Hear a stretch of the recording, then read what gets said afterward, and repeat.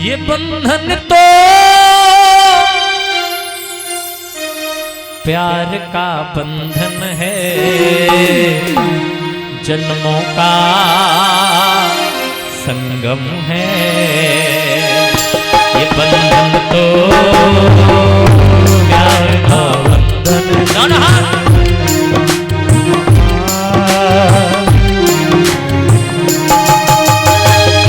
ये बंधन तो प्यार का बंधन है, जन्मों का संगम है।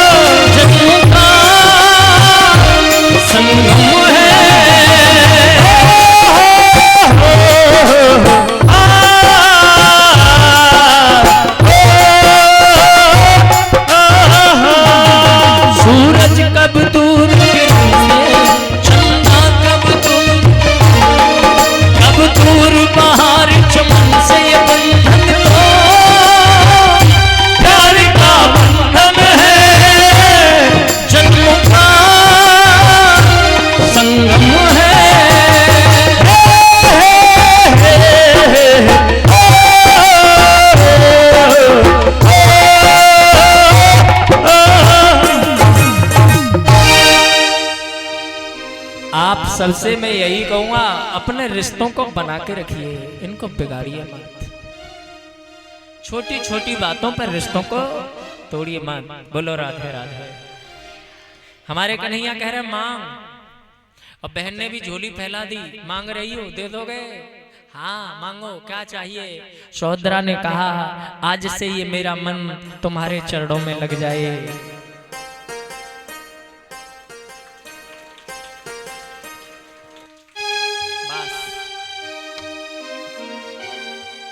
भगवान बोले अभी तू जवान है बाबरी, हमारी शरण में तो लोग तब आते हैं जब मुंह में दांत नहीं रहते, तभी तो आते हैं। अब भगवान उठा लो, अब भगवान अब तो ले ले। भगवान कहेंगे गोलगप्पे खाए, अपन से पूछे। अब दांतों से कट रहे नहीं तो ले लो। अरे कबाड़े का क्या करेंगे?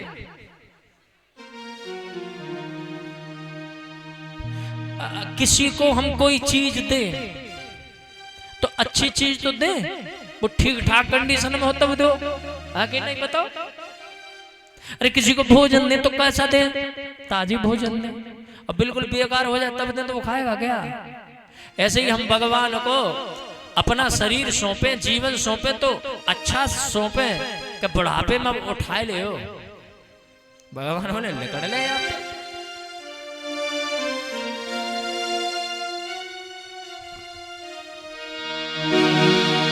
जन्म जन्म मोने जतन कराही, अंतराम कहे आवत नाही,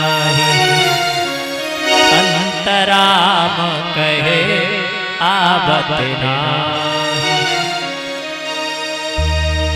ऋषि मुनि भी भगवान से ये कहते हैं, हे भगवान जब हमारे मरने का समय हो तो हमारी जिह्वा पर राम नाम अंकित कर देना, और जिसकी जिह्वा पर बगैर रोके टोके भगवान का नाम आता रहेगा, मरते समय तक ना समझ लो भाई, किसी से मत पूछो कि वो स्वर्ग गया नरक गया, समझ लो उसका कल्याण हुआ। वरना 15 मिनट पहले जबान लॉक हो जाती है, बोल नहीं पाते। शमशान के लिए जाते थे ना, रास्ते में एक वैश्या का घर पड़ता था, तो जो भी मुर्दा निकलता तो जैसे मुर्दा निकल के गया तो वैश्या काम कर रही थी, उसकी लड़की गई देखने, तो उस वैश्या ने अंदर से आवाज दी और वैश्या ने पूछा ये कहां गया है? तो उस वैश्या की लड़की ने कहा मां ये नरक में गया है।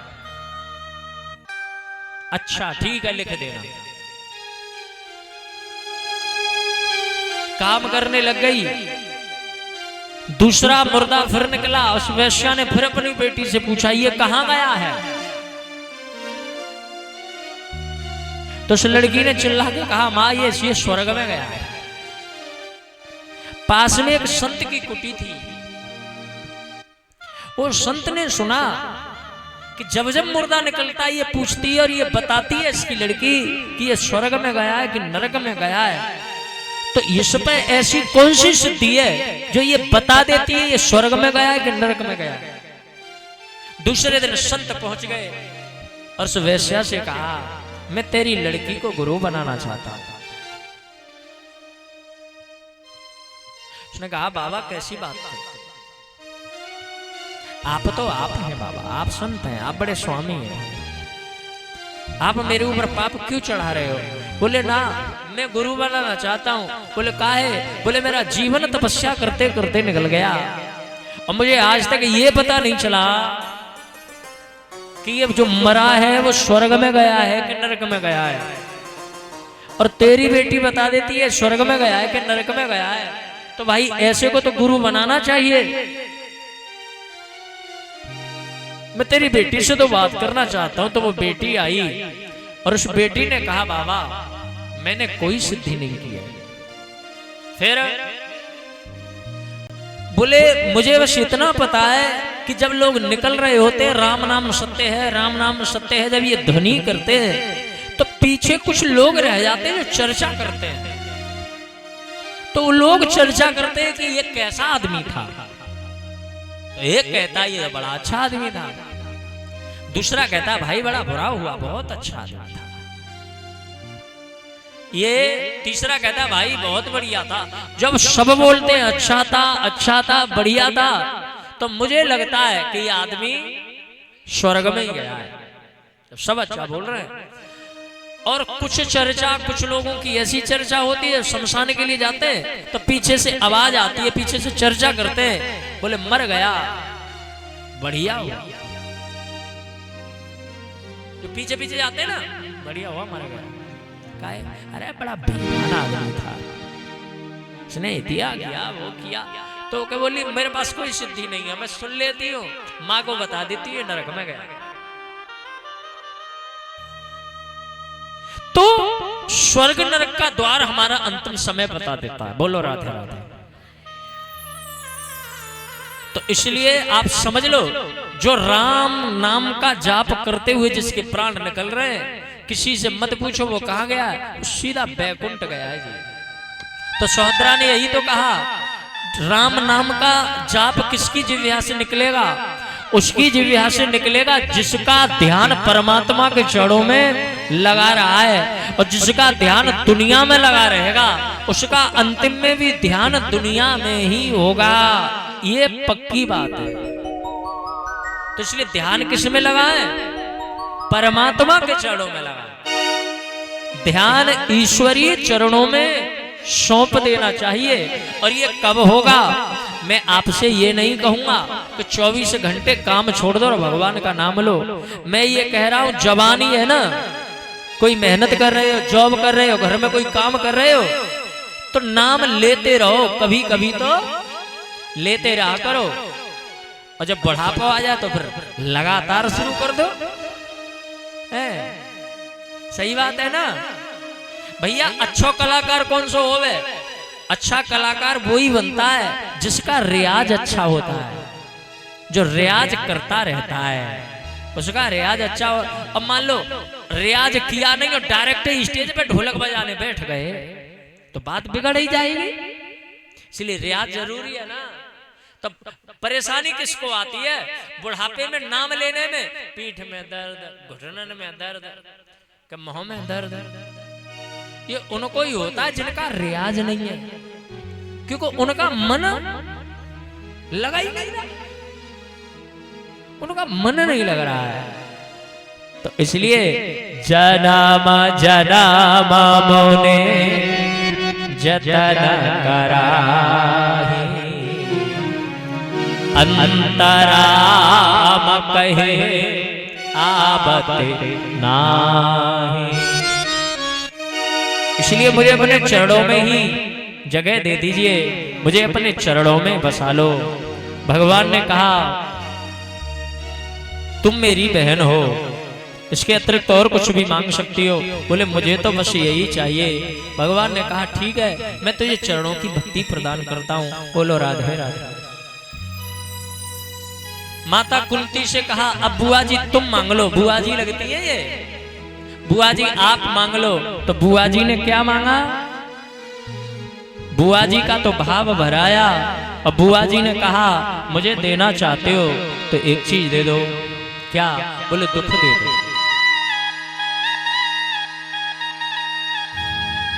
हे कन्हैया मुझे दुख चाहिए। क्यों? अब बहुत गंभीर विषय है। क्यों? अच्छा यहां इतने लोग बैठे हैं, एक सवाल पूछूं, जवाब देंगे? जो प्रेम करते हैं, मैंने एक भाषा में प्रेमी कहूं, तो वो फूलों का रास्ता चुनते हैं कि कांटों का? बोलो। जो प्रेम करते हैं, जो बहुत अच्छे प्रेमी होते हैं, वो रास्ता फूलों का चुनते हैं या कांटों का?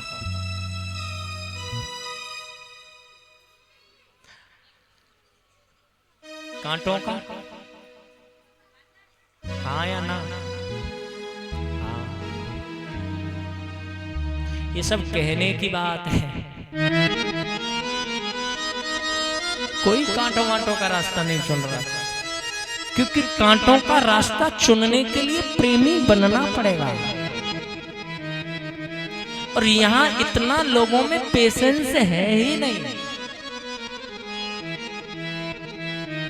और जो कांटों का रास्ता चुनता है वो क्यों चुनता है, ये इस प्रसंग से समझ लीजिए। कुंती ने दुख मांगा, रास्ता कांटों का मांगा। बोले क्यों मांगा?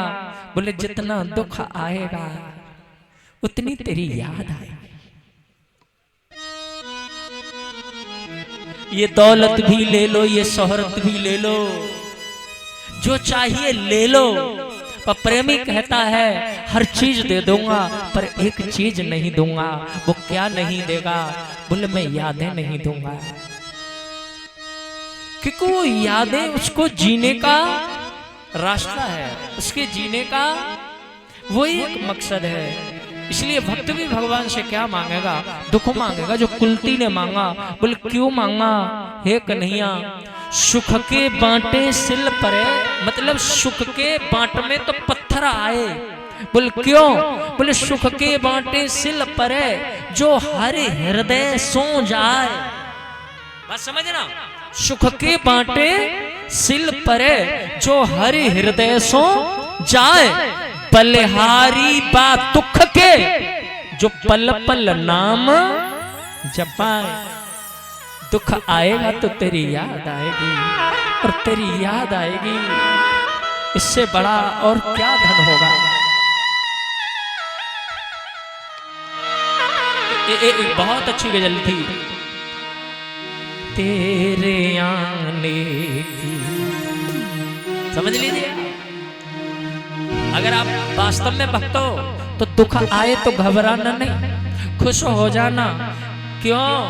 बोले दुख आ रहा है तो वो आ रहा है, और सुख आ रहा है तो सचेत हो जाना कि वो दूर जा रहा है। तेरे आने की, तेरे आने की जब खबर महके, तेरे आने की जब खबर महके, तेरी खुशबू से सारा घर महके, तेरी खुशबू से सारा घर महके। इसलिए मेरे मालिक मुझे तो दुख दे दो, दुख आएंगे तो तेरी याद आएगी और वो मेरा कल्याण कर देगी। भगवान ने कहा दुख, सारा जीवन तुम्हारा दुख में चला गया बुआ। अगर हम कुंती का जीवन देखें तो आप सोचना, जिस माँ बाप ने जन्म दिया उन्होंने पाला नहीं। ये शूरसेन की पुत्री थी, प्रथा नाम था। वसुदेव महाराज की सगी बहन है खास, तो शूरसेन ने पाला नहीं, कुंतभोज ने पाला, इसलिए प्रथा का नाम हो गया कुंती। शादी हुई, पति मिला पंड, पीलिया का मरीज, उसे श्राप लगा है पत्नी की सेज पर कदम रखोगे तो तुम्हारी मृत्यु हो जाएगी। तो पति का सुख भी कभी नहीं मिला। देवताओं की कृपा हुई, घर में बच्चे हो गए और उन बच्चों को पाल ही रही थी कि पति की मृत्यु हो गई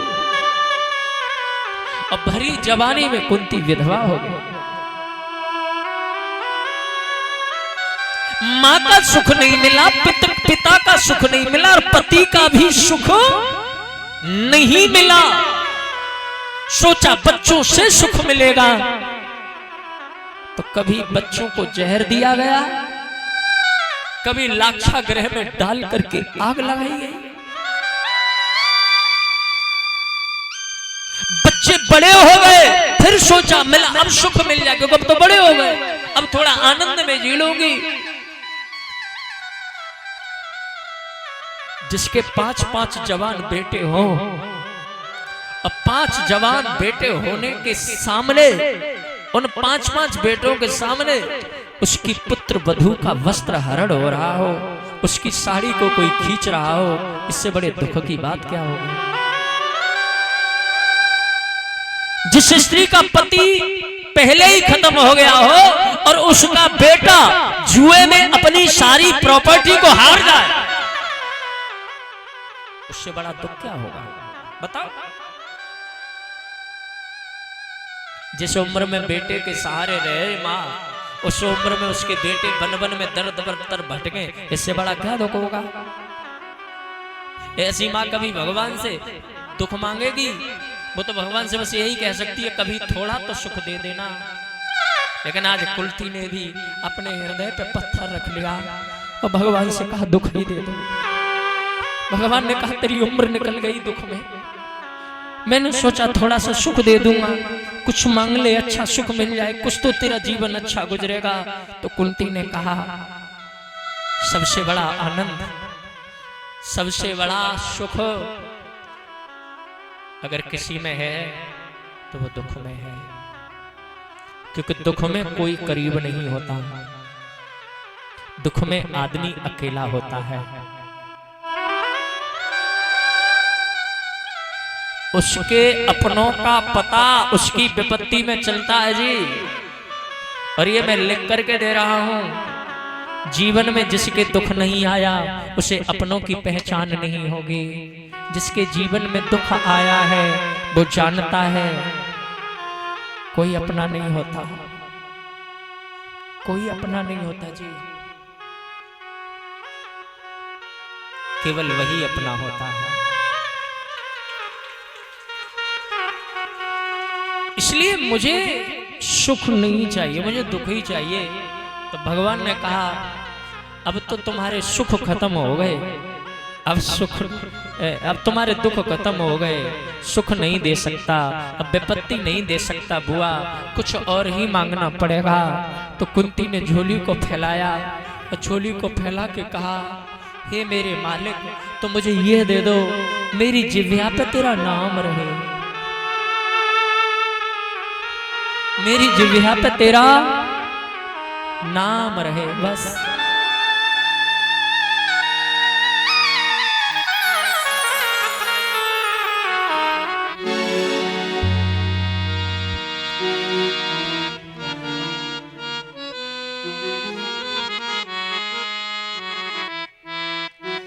आहा। किसी का नाम मैं लब पे तुम्हारा नाम आए, सिर्फ तेरा नाम आए। भगवान ने कहा तथास्तु। इतना कह के भगवान चल दिए। आप भी भगवान से क्या मांगेंगे? कान्हा मेरी सांसों पे, अरे कान्हा मेरी सांसों पे नाम अपना लिखा लेना। कान्हा मेरी सांसों पे नाम अपना लिखा लेना। कान्हा मेरी सांसों पे, ताली बजाते हो भाव से बोला, अरे कान्हा मेरी सांसों पे नाम अपना लिखा लेना। कान्हा मेरी सांसों पे दोनों हाथों से ताली से अपना लिखा लेना। कान्हा मेरी सांसों पे नाम अपना लिखा लेना। नाम मेरी सांसों पे नाम अपना लिखा लेना। ओ कान्हा मेरी सांसों पे नाम अपना लिखा लेना। मेरी सांसों पे नाम अपना लिखा लेना। फिर जो जन्म लूं मैं, फिर जो जन्म लूं मैं, मुझे मुरली बना लेना। फिर जो जन्म लूं मैं, अरे मोहे मुरली बना लेना। कान्हा मेरी सांसों पे,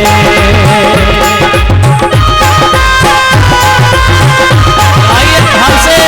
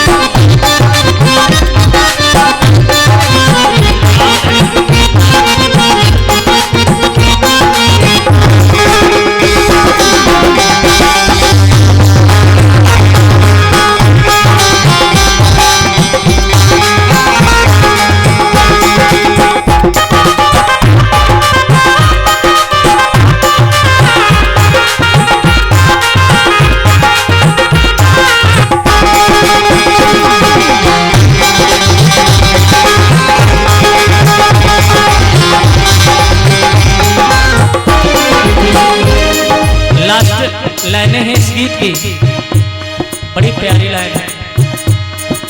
जन्मों की ये तृष्णा ऐसे ना मिटेगी तृष्णा, जन्मों की ये तृष्णा,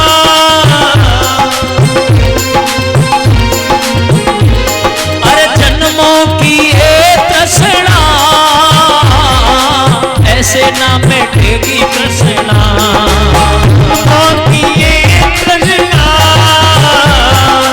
ऐसे ना मिटेगी तृष्णा। प्रेम से निहार के मुझे, अरे प्रेम से निहार के मुझे अधरों से लगा ले, प्रेम से निहार के मुझे अधरों से लगा ले, कान्हा मेरी सांसों पे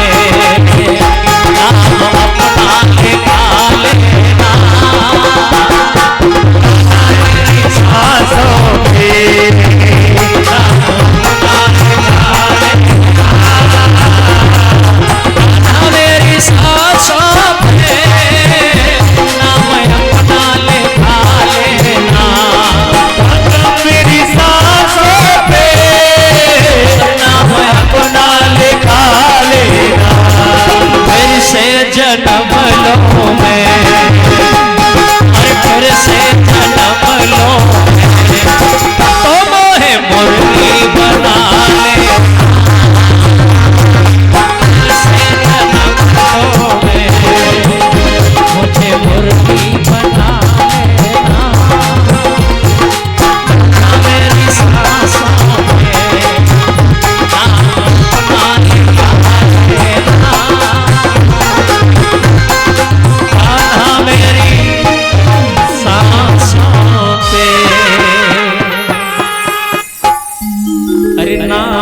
अपना लिखा लेना,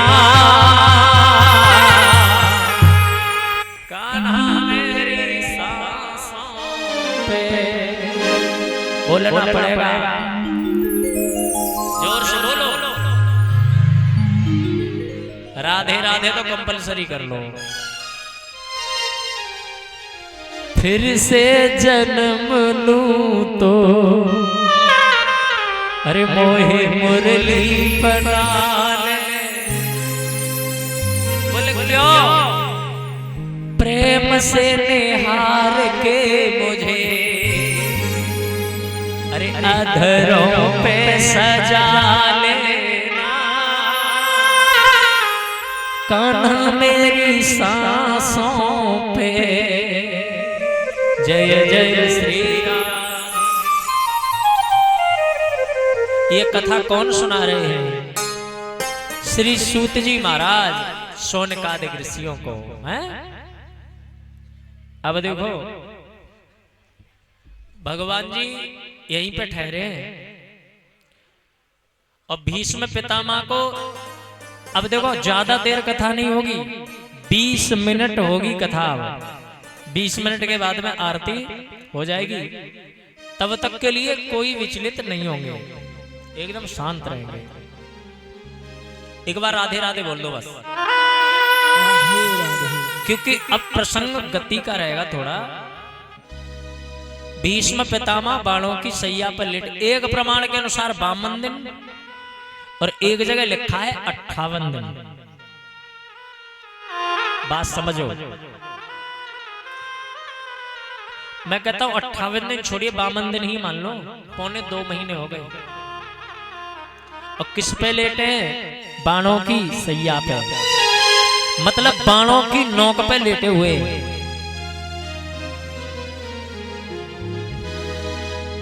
प्राण नहीं दिए,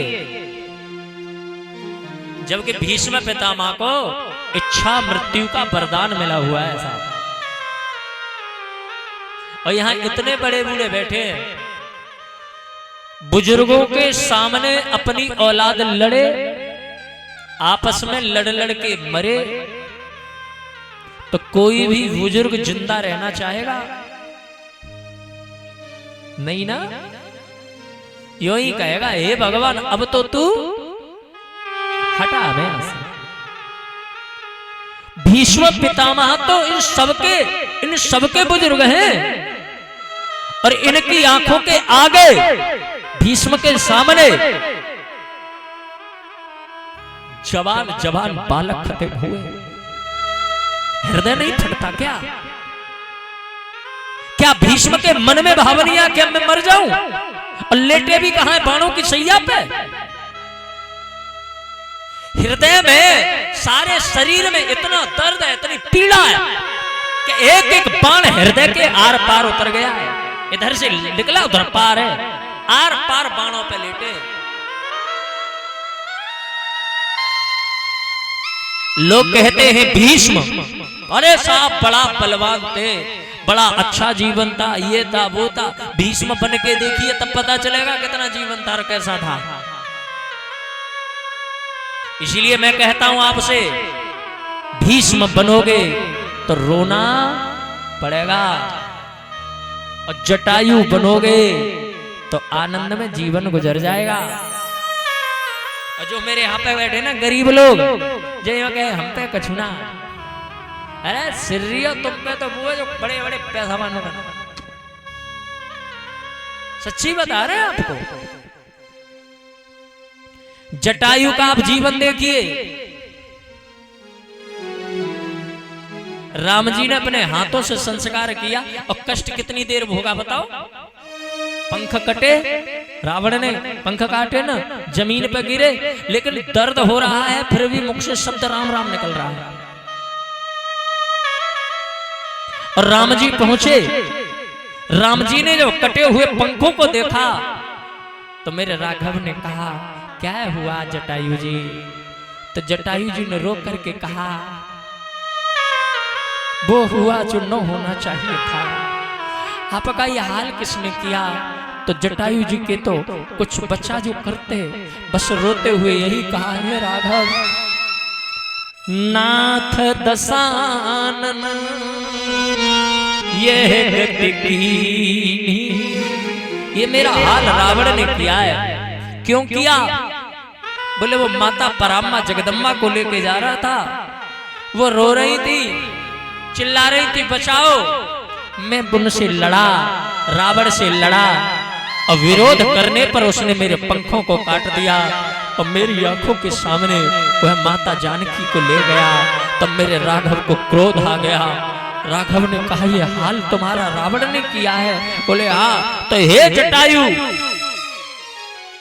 तुम शरीर त्याग करके मेरे धाम जाओगे, लेकिन मैं आपसे एक वादा चाहता हूँ। बोले क्या वादा चाहिए? बोले वादा ये चाहता हूँ जब मेरे धाम में जाओगे तो आपको मेरे पिताजी मिलेंगे, और वो आपके मित्र हैं। आपको देखते ही वो तुमसे पूछेंगे तुम कैसे आ गए। तो पहले तो यही मत बताना कि तुम्हें रावण ने मारा इसलिए आए हो सके तो छुपा लेना, अगर ना भी छुपा पाओ तो ये मत बताना कि रावण जानकी का हरण करके ले गया है, क्योंकि जब वो सुनेंगे उनकी पुत्र वधू का हरण हो गया है तो वो मुझे कभी माफ नहीं करेंगे। और मैं तुमसे वादा करता हूं, पिताजी पूछे किसने मारा तो पिताजी को बोलना जिसने मुझे मारा है दशरथ। राम जी ने वादा किया है वो यहीं पर आएगा, और मैं वादा करता हूं उस रावण को बहुत जल्दी तुम्हारे पास भेज दूंगा। और मैंने कैसे मारा, किस तरह से उसके वंश का विनाश किया, ये सारी कथा रावण अपने मुख से मेरे पूज्य पिता को बताएगा। मतलब ये इनडायरेक्टली बोल दिया, बोले मरेगा बचेगा नहीं। मुझे बताओ क्या राम जी ने अपने पिताजी का संस्कार अपने हाथों से किया? नहीं किया। वन में पता चल गया था पिताजी नहीं है, राम जी लौट के आए नहीं आए। और राघव ने जटायु का संस्कार अपने हाथों से किया। इससे भी अच्छी कोई मृत्यु होगी? गरीब है तो क्या हुआ है? धन नहीं है तो क्या हुआ?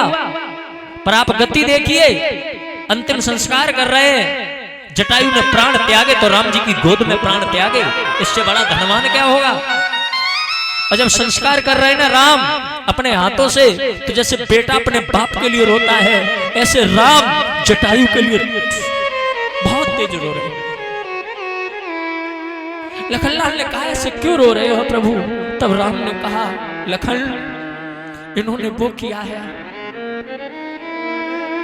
जो बड़े से बड़ा सामर्थ्यवान व्यक्ति नहीं करता, इसलिए मैं अपने जटायु को अपने धाम भेजूंगा। अब भीष्म पितामह को देखिए, जिनकी आंखों के सामने द्रौपदी का चीर खिंचता रहा। अब भीष्म कुर्सी पर बैठे रहे। अगर एक बार खड़े होकर के ये बोला होता साड़ी को छोड़ दे दुशासन, तो दुशासन साड़ी को पकड़ नहीं पाता। इतनी सामर्थ्य भगवान ने दी, लेकिन फिर भी भीष्म नहीं बोले। तो भगवान ने कहा सामर्थ्य होने के बावजूद जो सामर्थ्य जैसा कार्य नहीं करता, उसको फिर बाणों की सैया पर ही लिपटना पड़ता है।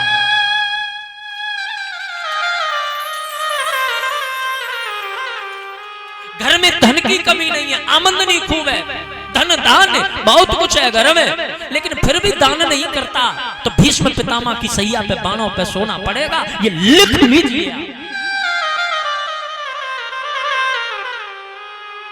मैंने ऐसे लोग देखे जिनका जीवन निकल गया।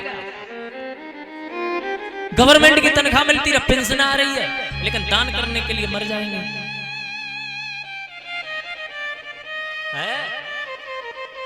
अरबों की संपत्ति है, लेकिन जीवन निकल गया, एक भागवत कथा नहीं करवा पाई, जीवन निकल गया उनका।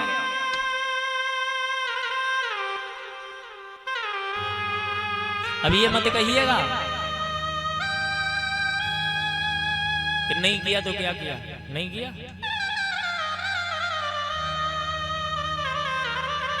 मैं उनसे कहना चाहता हूं, उनसे कभी कहना भी मत कि भाई साहब भागवत कथा करवाओ कि भंडारा करो, उनसे कहना भी मत। ऐसों से कहना बेवकूफी है। उन्हें उनके हाल पे छोड़ दो। रियल बता रहा हूं, उन्हें उनके हाल पे छोड़ दो। उनकी तो उन्हें औलाद ठिकाने पे लगावेगी, कि मैं कह रहा हूं। क्योंकि भीष्म पितामह को बाण मारने वाला कोई बाहर का नहीं होता, अपना ही होता है।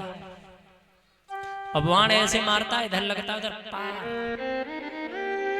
सब कुछ होने के बावजूद जो सामर्थ्य के अनुसार काम नहीं करता, बाणों की सैया पर लेटना पड़ता है। उनसे तुम जो तुम्हें दिखते हैं ना बड़े बड़े धन वाले, उनसे पूछना रहे तुम्हारे तो बड़े आनंद है, पैसा ही पैसा है भैया, बालकों कमा रहे हैं। और तुमसे अगर हित मानते तब कहेंगे, बोले हम तो यूं कहे में भगवान तू उठाए ले। क्यों? सब कुछ है तुम पे, तो गाड़ी है, बंगला है, ये है वो है। बोले सब कुछ है, कुछ नहीं है। काहे? बोले जब बहू ना आ गई है, बहू ऐसे बोल बोले हमारे इधर चुभे और पार निकल जाए। भैया बेशरमाई ते खा रहे हैं, बेशरमाई ते जी रहे हैं, वो तो हमारी क्या पूछोगे। लेकिन हम कहते इसलिए नहीं है कि कौन की कहे, बेइज्जती अपनी है। किसी से कहेंगे तो अपनी बेइज्जती होगी। तो वो भीष्म क्यों ऐसे जी रहे हैं? और उन्हें बाण रोज मर रहा है, उनके नाती बाण मार रहे हैं, बहुएं मार रही हैं, लेकिन खा रहे हैं चुपचाप, जी रहे हैं बेचारे। कहा करें, कर भी क्या सकते हैं। तो आप समझ लीजिए, उन्होंने सामर्थ्य के अनुसार काम नहीं किया, इसलिए उन्हें ये झेलना पड़ रहा है। तो ऐसे जितने भी भीष्म हैं, उनसे मेरा निवेदन है, इन बाणों से बचना चाहते हो तो जो हो गया उसको भूल जाओ, अब भी लाइन पे आ जाओ।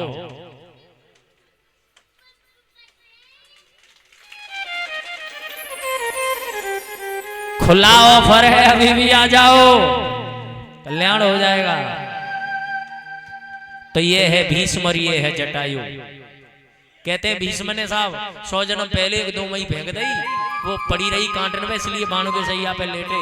ये कथा की बात है, असल में तुम ही भीष्म, तुम ही जटायु हो। बस इतना समझ लो, सामर्थ्य अगर भगवान ने दी है तो सामर्थ्य के अनुसार काम करो, उसको बहानेबाजी में मत डालो, लग जाओ, भूल गए सब। इसलिए भीष्म आज कह रहे हैं, भीष्म पितामह जब भगवान गए मिलने, जब सामने जाके खड़े हो गए, तो भीष्म जैसा महापुरुष ऐसे रो रहा है जैसे कोई बालक रो रहा हो। भगवान बोले अब क्यों रो रहे हो? तब भीष्म ने कहा मैं आया क्यों था, मैंने क्या कर दिया, मैंने क्या किया? तुमने करुणा में सब कुछ दिया और मैंने उसके बदले क्या दिया? ताकत दी आपने, शोहरत दी आपने, रुतबा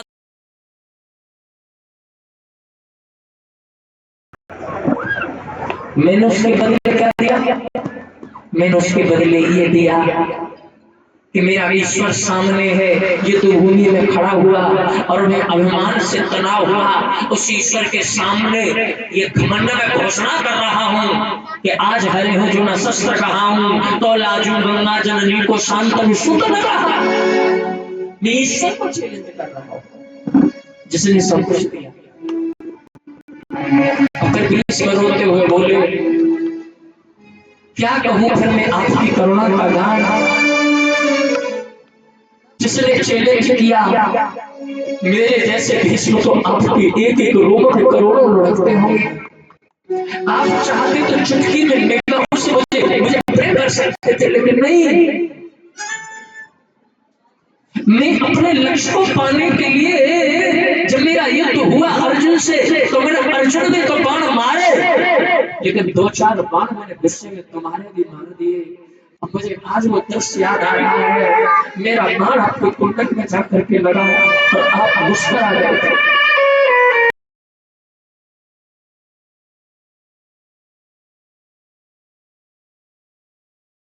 क्यों मार रहे हो?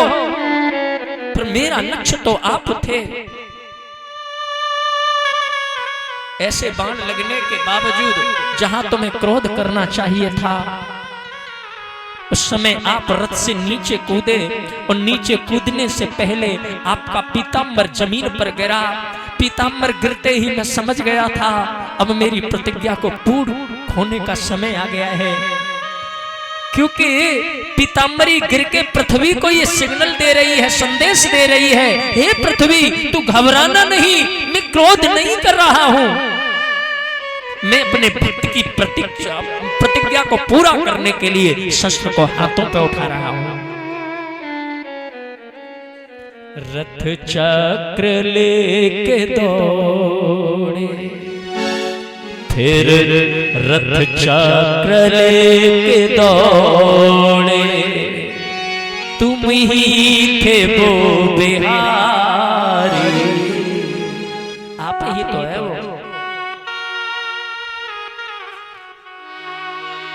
और आज दर्शन से तेरे प्यारे दिल को करार आया। भीष्म पितामह कहते हैं, वंदना कर रहे हैं तो भगवान कहते हैं आप उपदेश दीजिए बाबा, ये पांडव आपकी बात सुनना चाहते हैं। तो भीष्म बोले आपसे बड़ा उपदेशक कौन होगा? नहीं, आपका जरूरी है। तो भीष्म पितामह के हृदय में स्वयं भगवान समा गए और फिर भगवान कहते हैं पांडवों मेरी बात समझो, अब मैं जो तुमसे कहने जा रहा हूं, और ये तुम सब लोग जो बैठे हो यहां, आप सबके लिए भी उपदेश है। आज की कथा में ये चीज सीख के जाना, सीख जाओगे, करने लगो तो कल्याण होगा, नहीं करोगे तो मर्जी आपकी है। ठीक है? भीष्म पितामह कहते हैं कि मैं अपने जीवन का अनुभव बता रहा हूं।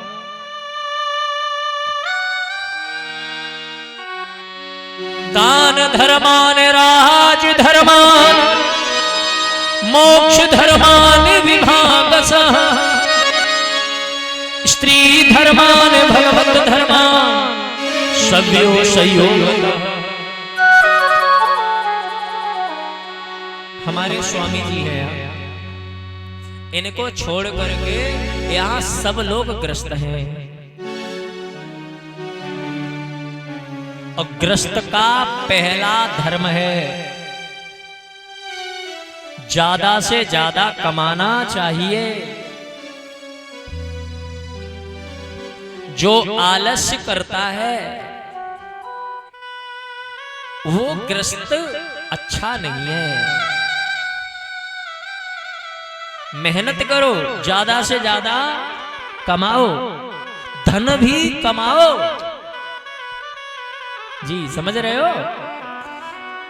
क्योंकि धन नहीं कमाओगे तब तक दान क्या करोगे? पहले कमाना पड़ेगा। तो ज्यादा से ज्यादा कमाओ और भाग्य के ऊपर कभी निर्भर मत रहो कि जो नसीब में होगा वो मिल जाएगा। एक बात। दूसरी बात, कमाना है ईमानदारी से कमाना, नंबर 2 का नहीं कमाना है। और भीष्मक पितामह कहते हैं, हे धर्मराज अब तुम राजा हो हैं, और राजा होने से पहले तुम एक गृहस्थ हो, और गृहस्थ का कर्तव्य है ज्यादा से ज्यादा कमावे, और जितना कमावे उसका 10% दान जरूर करे।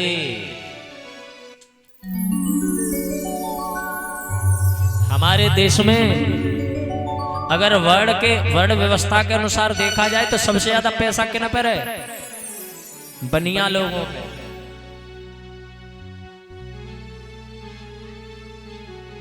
गलत कर रहा हूं बताओ? लोग कहते हैं साहब उन्होंने तो निरो पैसा है। तुमने ये भी सोचा क्यों है? बनिए का हिसाब भूल का नहीं है। बनिए के घर में दान पात्र रखा होता है, जितना कमा रहा है उसका 10% भगवान के खाते में डाल रहा है। जितना 10% आप दान करोगे तभी तुम्हारे कारोबार में वृद्धि संभव है, वरना कुछ समय तक वृद्धि होगी, उसके बाद में फिर तुम विनाश के रास्ते पे चले जाओगे। तो कितना % दान करना है? 10%। 1 लाख कमाते हो तो 10,000 दान करना है। ये पक्की बात है। नहीं करोगे तो घर में बीमारी आ जाएंगी तो खर्च होना है। फिर भी नहीं सुधरोगे तो कोर्ट कचहरी के चक्कर काटोगे, ऐसे केसेस लग जाएंगे, फिर भी देना है। ठीक है? इतने पे भी नहीं सुधरोगे तो घर में कोई ऐसा जन्म लेगा जो पीना पाएगा, जुआ शराब खेलेगा, तुम्हारी आंखों के सामने सब बर्बाद कर देगा। जैसे रुके हुए कुआं का पानी गंदा हो जाता है, वैसे रुका हुआ धन गंदा हो जाता है। इसलिए 10% दान जरूर करो। अब भागवत कथा चल रही है, दान करने का भी तरीका मैंने कल बताया था, अपने हाथ से दान करो। भाई मैं हमेशा कहता हूं दान उसको करो जिसको जरूरत है। मुझे ला करके आप दे दोगे, मैंने कल भी कहा था मुझे कपड़े ला के दे दोगे, मुझे क्या जरूरत है? मुझे मन दो, जो गरीब है उसको दो, वो तुम्हारा दान लगेगा। ऐसा दान कीजिए, गरीबों की शादी कीजिए, भागवत कथा चल रही है भंडारे में दान दो, जितना भी दे सकते हो करो दान, अपने हाथों से करवाओ। तो दान कीजिए, लेकिन जिसको जरूरत है उसको दान कीजिए। ये बात ठीक है? अत्याचार करना पाप है, अत्याचार सहना पाप है, अत्याचार को अपनी आंखों के सामने देखना भी पाप है। इसलिए क्या करना है? आंखों से अत्याचार को देखना भी नहीं है। तो द्रौपदी ने कहा मेरी साड़ी खिंच रही थी, क्या उस समय पुण्य था? वो तब पाप नहीं था, तुम भी बैठे थे वहां। तो भीष्म ने कहा उस समय मेरी बुद्धि खराब थी। क्यों? मैंने दुर्योधन का अन्न खाया था, और जैसा खाओगे अन्न वैसा बनेगा मन। तो मेरी बुद्धि खराब हो गई थी, और अब मेरी बुद्धि सही काम कर रही है, क्योंकि अब वो खून निकल गया है, गलत खून बाहर चला गया है। अब मेरी बुद्धि बेटा ठीक काम कर रही है। और इतने कहने के बाद हाथ जोड़ लिए और फिर भगवान से कहा हे मेरे कन्हैया, मुझे अपने ही रंगों में रंग ले, मेरे यार सांवरे, मेरे यार सांवरे,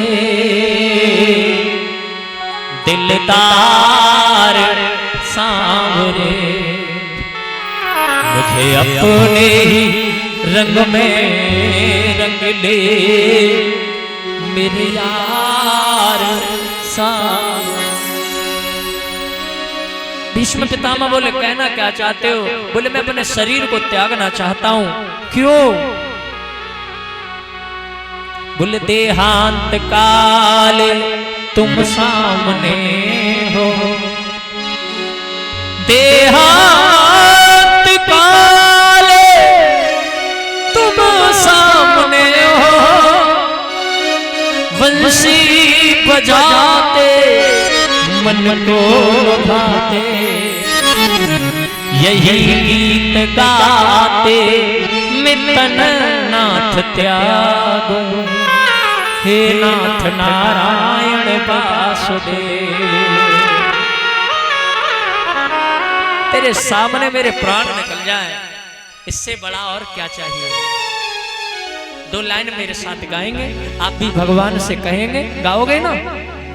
समझ लो हम भी 2 मिनट के लिए भीष्म हैं, और सच्चाई है यहाँ भीष्म ज्यादा है, सब कुछ होते हुए कुछ किए नहीं।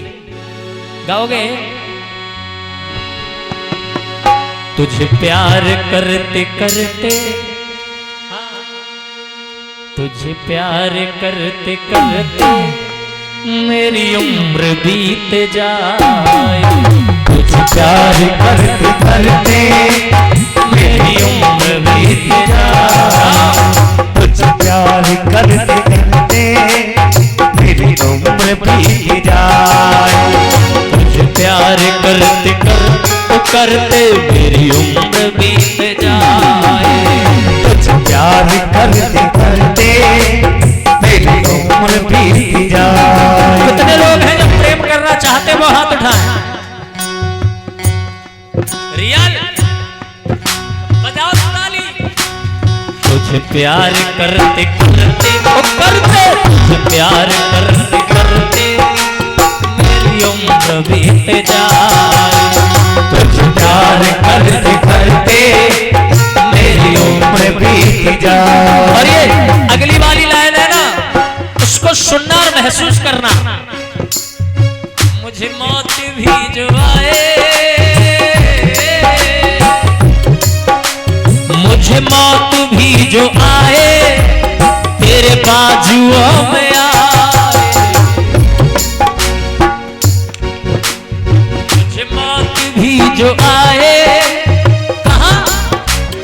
मुझे मौत भी जो आए तेरे बाजुओं में आए, प्यार करते करते उम्र बीत जाए, प्यार करते करते मेरी उम्र बीत जाए।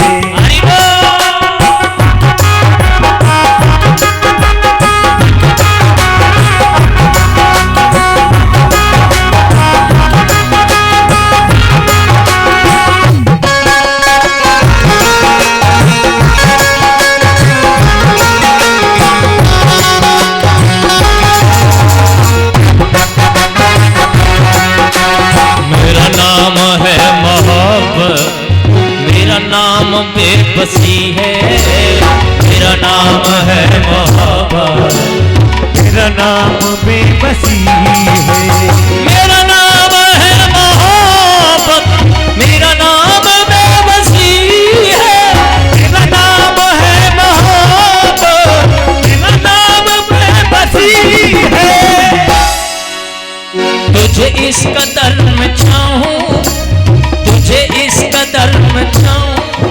अकेले जब हो ना, सही में कांटेक्ट तो तब होता है जब अकेले हो, मस्ती में बैठे हो, भगवान की तस्वीर सामने और कहो हे कन्हैया तुझे इस कदर में चाहूं, तुझे इस कदर में चाहूं। कैसे? तू खुद को भूल जा,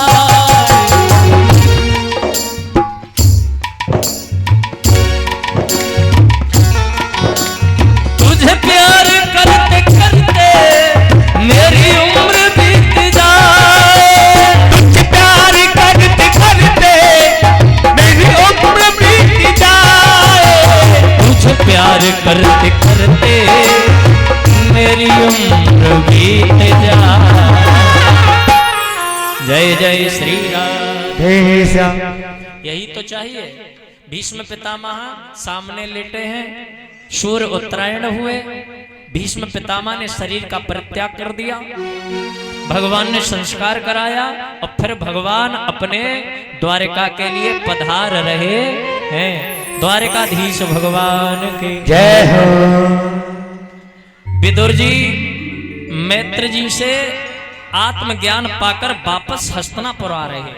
अब बिल्कुल शांत होकर सुने, 5 मिनट में बस। हस्तिनापुर आ रहे हैं, युधिष्ठिर ने आसन दे के बिठाला। देखो एक बात याद रखो, दुख की बात बताओ ही मत। मैं तो कहता हूं दुख की बात मत बताओ, जहां तक छुप सके छुपा लो, और खुशी का विषय तुरंत बताओ। विदुर जी दुनिया में घूमे और विदुर जी को यह पता है कि भगवान अपने धाम को चले गए, लेकिन विदुर जी ने सारी कथाएं बताई, भगवान के परागमन की कथा को नहीं बताया। पांडवों के लिए बहुत सम्मान किया युधिष्ठिर महाराज ने। विदुर जी कई दिन हस्तिनापुर में रहे। विदुर जी ने अपने पूर्व जन्म की कथा युधिष्ठिर से कही। युधिष्ठिर, यहां आदमी भोग भोगने आता है, आप समझ लीजिए सब लोग। आप आए नहीं हो, पहले तो ये कह देना हम आए, हमारा जन्म हुआ। आप आए नहीं हो, आपको भेजा गया है, आप भेजे गए हो, और यहां पर आप जो भोग है उसको भोगने आए हो। लेकिन हमारी समस्या ये है कि जो हमारा पिछला कर्ज होता है ना, हम आते उसको अदा करने, भैया पिछला तो अदा करते नहीं और कर्जदार हो जाते।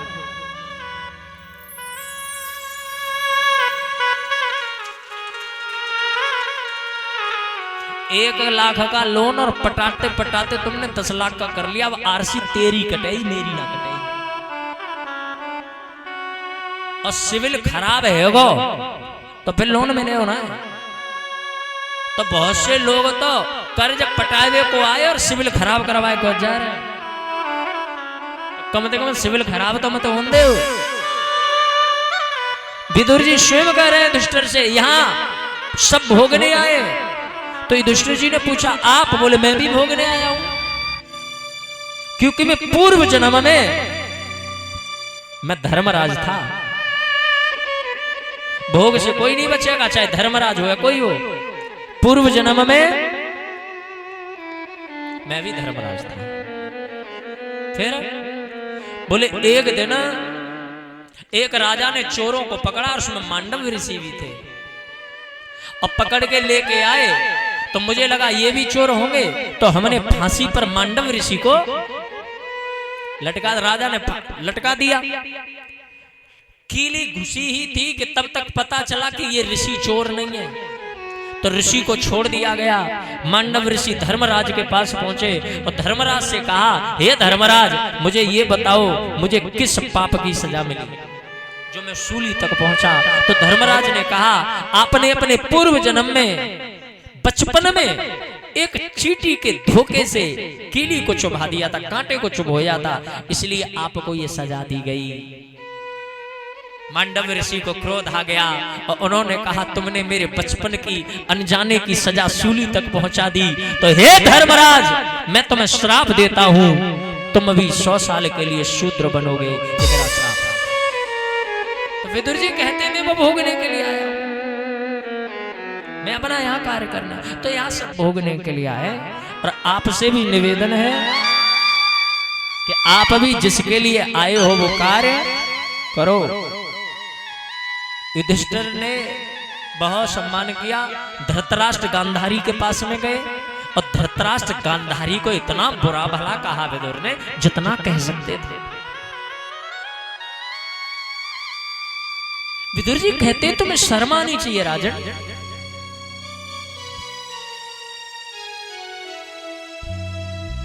जिनके वंश को आपने मिटाने का प्रयास किया, आप उनके टुकड़ों पे पल रहे हैं।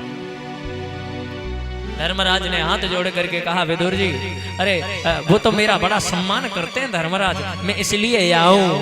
तो विदुर से रहा नहीं गया और विदुर ने कहा, आज तो मैं सत्य बोलूंगा राजन, क्या सम्मान कर रहे हैं, क्या सम्मान करेंगे वो? कुत्ते के जैसा जीवन हो गया है आपका। जिसकी पुत्र वधू को आपने सभा में निर्वस्त्र करने का प्रयास किया हो, वो आपको क्या सम्मान से खाना देते हैं? अरे टुकड़ों पे पल रहे, आपको शर्म आनी चाहिए। बोले तो मैं क्या करूं? बोले अब यहाँ से चले जाओ और तपस्या करो और अपने जीवन का परित्याग कर दो। रात में ही धृतराष्ट्र गांधारी को लेकर के जहां पर गंगा जी की सप्त धाराएं निकलती हैं, वहां जाकर के यज्ञ का अनुष्ठान किया और जाकर के खुद को तपस्या में लीन कर दिया। सुबह धर्मराज को मिले नहीं तो धर्मराज बड़े रोए, काका कहाँ है, काका कहाँ है, महाराज कहाँ है, धृतराष्ट्र कहाँ है? नारद जी ने ज्ञान दिया, समझाया। समय बदल गया है ना। अर्जुन को द्वारिका में भेजा हुआ है, 7 महीने हो गए, अर्जुन लौट के नहीं आए। धर्मराज भीम से कहने लगे, भीम अब तो मेरी जंघा फड़कती है, कभी मेरा बाजू फड़कता है, कभी मेरी आंख फड़कती है। रात में सपने देखता हूँ, उल्टे सीधे सपने आ रहे हैं। मुझे ऐसे लग रहा है जैसे कोई कुछ बहुत बड़ा हो रहा है। मैंने अपनी आंखों से देखा है, सूर्य की तरफ देख करके सियारनी रोती है। पता नहीं क्या होगा, पता नहीं क्या होगा। और तभी सामने से देखा अर्जुन चले आ रहे हैं और अर्जुन रो रहे हैं। धर्मराज ने पूछा, क्या हुआ पार्थ? सब तो ठीक है, सब अच्छे हैं, सब बढ़िया चल रहा है, द्वारिका में सब ठीक तो है। अर्जुन नहीं बोले। फिर पूछा, अनिरुद्ध प्रद्युम्न ये सब ठीक है? अर्जुन फिर भी नहीं बोले। डरते डरते युधिष्ठिर ने पूछा, कृष्ण तो ठीक है ना? कन्हैया का नाम सुनते ही रो पड़े, रोने लगे।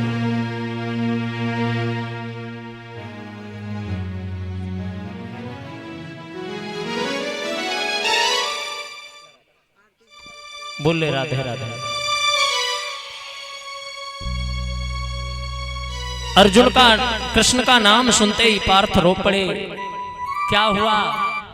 अर्जुन ने हाथ जोड़ करके कहा, भैया मेरी आंखों के सामने यदुवंशियों की लाशें पड़ी थी।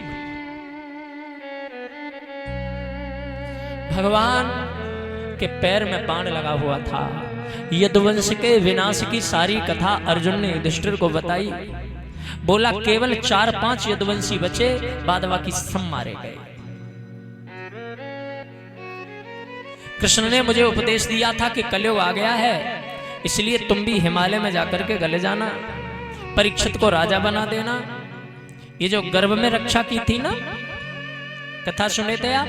गर्भ में रक्षा की थी जिस बालक की, उनका जन्म जब हुआ ना तो इनका नामकरण हुआ तो उन्हें ही परीक्षित कहते हैं, जो उत्तरा के बेटा है। और अब तो वो इतने बड़े हो गए कि शादी हो गई है इरावती से। तो वो जवान थे, शादी हो गई। वही कहा अर्जुन ने कि कन्हैया ने कहा परीक्षित को अब राजा बना देना, तुम जाके हिमालय में गल जाना। तो ये वज्रनाभ है ना, ये है अनिरुद्ध का बेटा। जो अनिरुद्ध के बेटा है श्री वज्रनाभ, उनको मथुरा का राजा बनाया। तो यदुवंशियों का शासन यहां हो गया, इसलिए इस सारे क्षेत्र को ब्रज क्षेत्र कहा जाता है। बांके बिहारी लाल की। पांडव लोग परीक्षित को राजा बना के हिमालय में गलने के लिए चले जाते हैं। आदरणीय श्री सूत जी समझाते, ऋषियों परीक्षित महाराज के हाथ में बागडोर आ गई है। परीक्षित महाराज अब राजा बन गए हैं और ये राजा बनके इन्होंने एक बार नहीं 3 बार दिग्विजय की। 3 बार पृथ्वी के राजाओं को जीता। कृपाचार्य महाराज को अपना आचार्य नियुक्त कर लिया है। एक बार दिग्विजय करते समय इन्होंने देखा कि कलयुग काला कलूटा सा रूप धारण करके गाय और बैल के जोड़े को ठोकर मार रहा है। परीक्षित ने सामने से देखा। परीक्षित ने पूछा कौन हो तुम? तो ये गाय है पृथ्वी और बैल है धर्म। दोनों ने बताया मैं पृथ्वी हूं, बैल ने बताया मैं धर्म हूं। इससे पूछा तुम कौन हो? बोले मैं कलयुग हूं। क्यों मार रहे हो? क्योंकि मेरा राज्य है। परीक्षित जी बोले न रहेगा बांस न बजेगी बांसुरी, मैं तेरे को छोड़ूंगा ही नहीं। सो तलवार लेके मारने को दौड़े, हाथ जोड़ के बोला साहब जी आप जहां कहोगे अपन वहीं रह लेंगे, पर छोड़ दो। तो परीक्षित जी बोले तो 4 जगह दे रहा हूं। पहला स्थान शराब, पहला शराब। दूसरा स्थान, पहला शराब, दूसरा स्थान में दे रहा हूं वेश्याओं का दरबार। जुआ, शराब, वेश्याओं का दरबार और हिंसा 4 जगह दे दी। अब आप समझ लीजिए घबराने की जरूरत है नहीं। कलयुग में केवल 4 चीजें यूज करोगे तभी कलयुग आपसे कांटेक्ट में आएगा। बोलो राधे राधे। कौन सी चीजें 4? जुआ, शराब, वेश्याओं का दरबार और हिंसा। क्यों? देखो क्रम से है, इनमें 4 दोष हैं। इसमें 4 तरह का अधर्म वास करता है, समझना। जुआ में असत्य का, और शराब में मद का। शराब पियोगे तो घमंड आएगा, विनाश होगा। वेश्याओं में आसक्ति का, और चौथा स्थान है हिंसा, उसमें निर्दयता का वास है।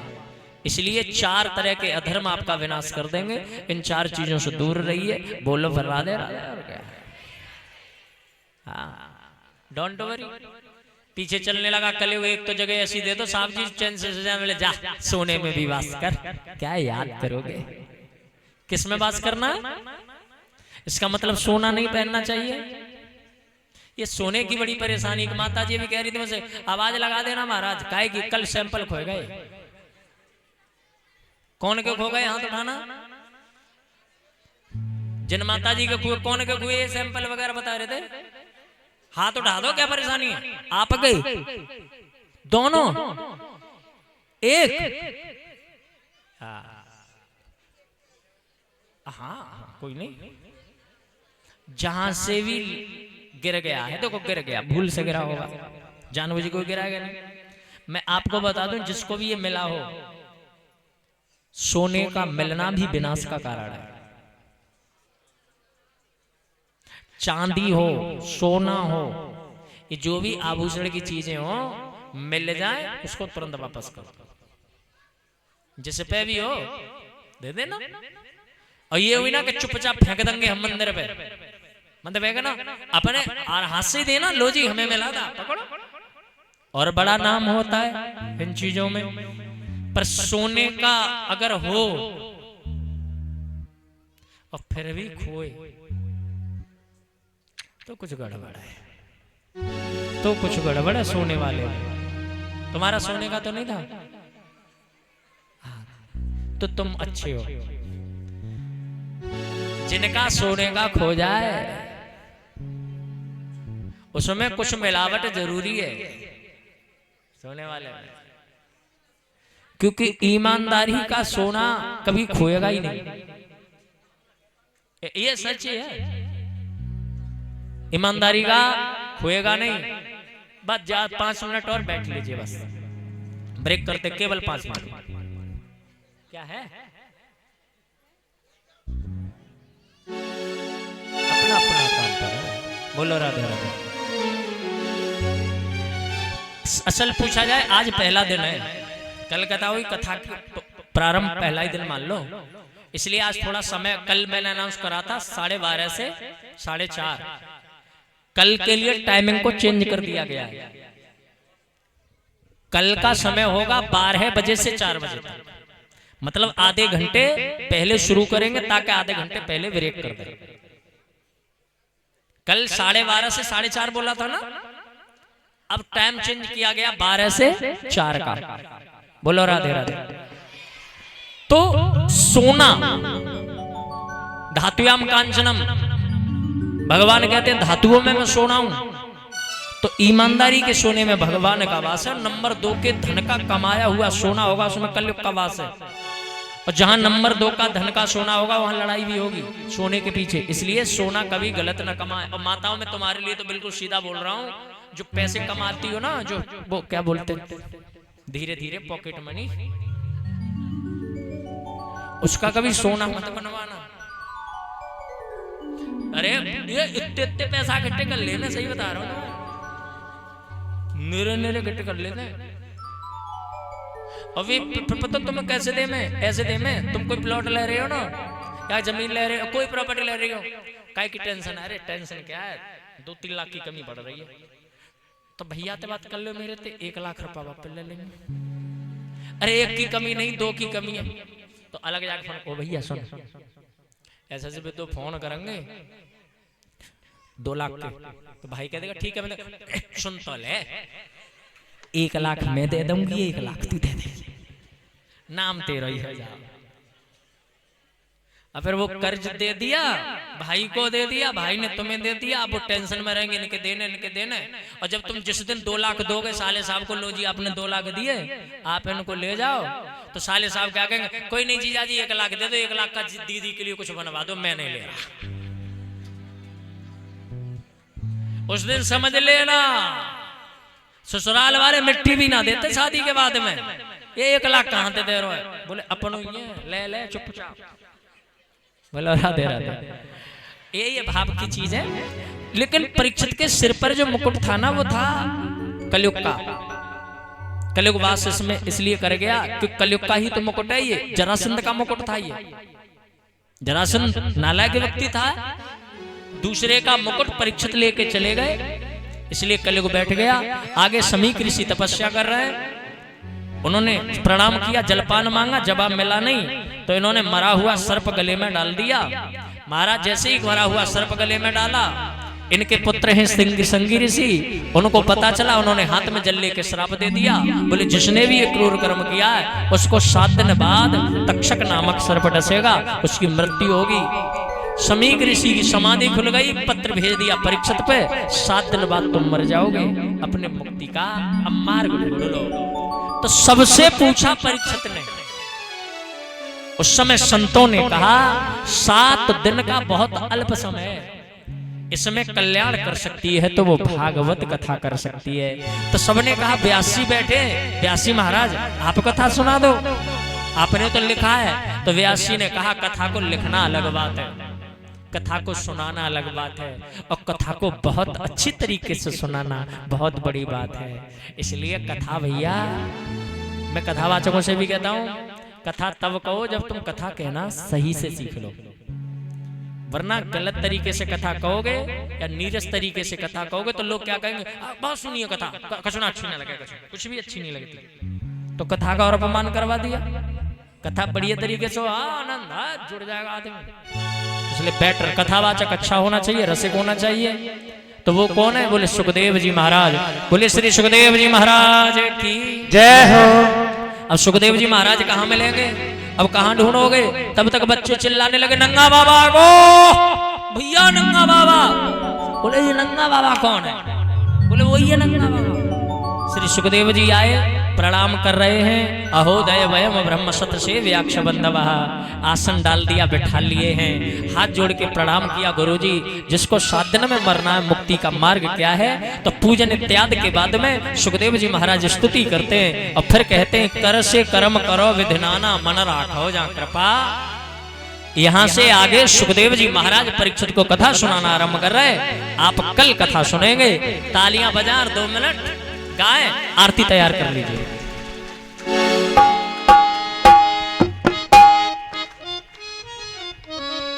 तालियां बजाएंगे, मस्ती में गाएंगे।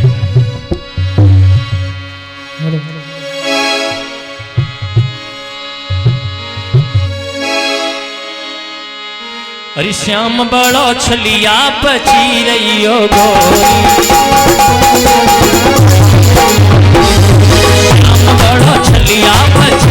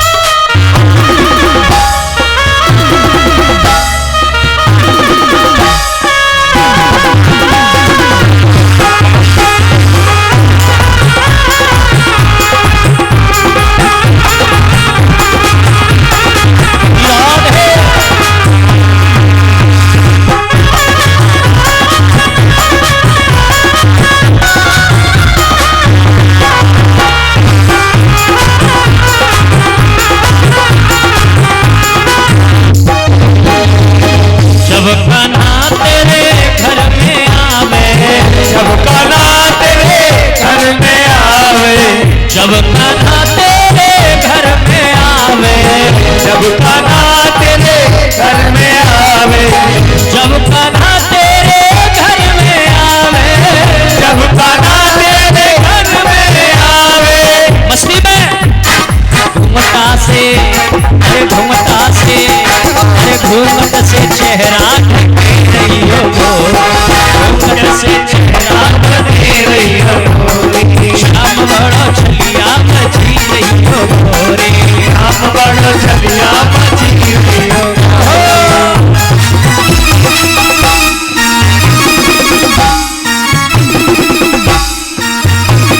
राधे।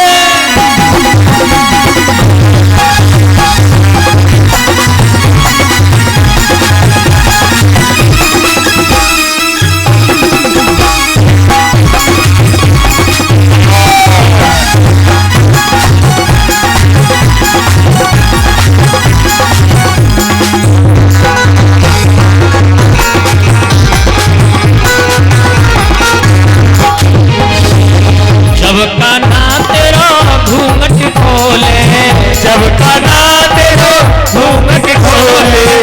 भैया एक सूचना, उसके बाद में एक काम करो, कोई हमारे कार्यकर्ता हो यहाँ, भगवान को भोग लगवा देंगे। पंडित जी भोग लगवाओ प्रसाद का, ठीक है? और प्रसाद लेके उधर खड़े हो जाओ, आरती तक जो लोग रुक जाएंगे, ठीक है? वरना प्रसाद की व्यवस्था करवा दो, बगैर प्रसाद के कोई ना जा पाए। प्रसाद लेके भोग लगा के अभी खड़े हो जाओ, तो जो जल्दी वाले वो प्लीज निकल भी जाएंगे। तालियां बजा गाओ। जब कान्हा तेरे घर में आवे, जब कान्हा तेरे घर में आवे। सुनो, खड़े वही होंगे, हाँ वैसे नहीं खड़े हो, बैठ जाओ सब, और सब बैठ जाए प्लीज, और सभी बैठ। देखो मैं तीसरी बार नहीं बोलूंगा, जो नाच रहा वही खड़े होंगे, बाद बाकी बैठ जाए। जब कान्हा तेरे घुंघटा खोले, जब कान्हा तेरो घूंघटा खोले, जब कान्हा तेरो घुंघटा खोले, जब कान्हा तेरो घूंघटा खोले। अरे पलकन को, पलकन को, पलकन को नीचे करे रही हो गोरी, श्याम बड़ो छलिया मची रही हो गोरी, शाम बड़ो छलिया मची रही हो गोरी।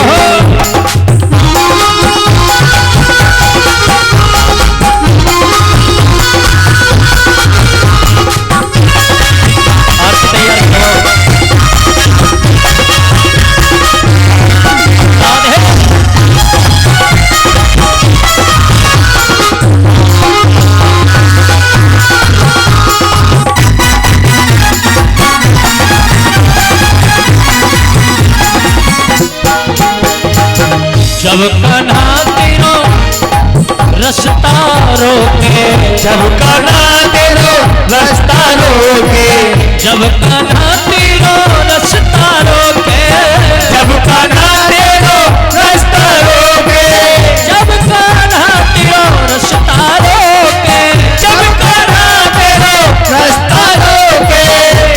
अरे करके, अरे करके, करके बहानों पे करे अयो गोरी, करके बहानों चली अयो गोरी, श्याम बड़ो छलिया मची रही हो गोरी।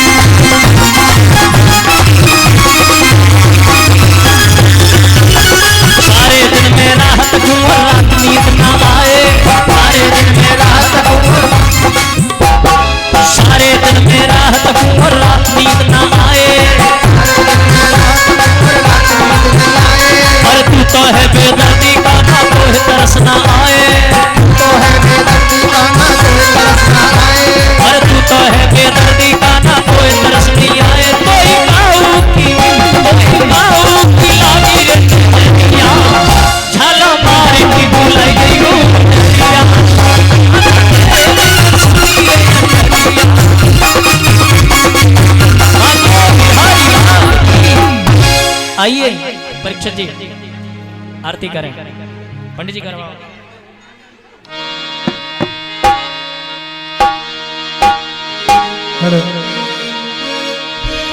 श्यामा तेरी आरती, कन्हैया तेरी आरती,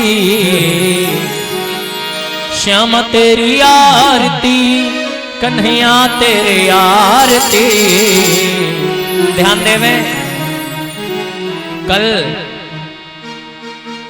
हमारे महादेव जी का विवाह होगा, कल होगा शिव जी का विवाह, और कल तो झांकी भी है, शिव जी की झांकी भी कल होगी। आपको कल आज से आधे घंटा पहले आना है, क्योंकि शाम को आधे घंटा पहले जाना है। तो गाय आरती गाय। श्यामा तेरी आरती, कन्हैया तेरी आरती, सारा संसार करेगा हाथ जोड़, सारा संसार करेगा कर जोड़। ब्रह्मा तेरी आरती का, नैया तेरी आरती, सारा संसार करेगा कर जोड़। और मुकुट प्यारे शीश पे सोहे, मोरे मुकुट प्यारे शीश पे सोहे, और मुकुट प्यारे शीश पे सोहे, प्यारी बंसी मुनि मन मोहे। मोरे मुकुट प्यारे शीश पे सोहे, प्यारी बंसी मेरा मन मोहे।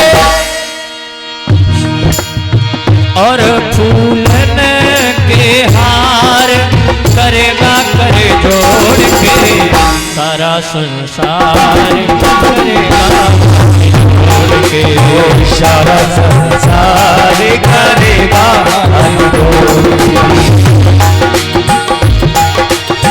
ब्रह्मादिक प्यारो यश गावे, ब्रह्मादिक प्यारो यश गावे, ब्रह्मादिक प्यारो यश गावे, नारद सारद ध्यान लगावे। ब्रह्मादिक प्यारो यश गावे, नारद सारद ध्यान लगावे।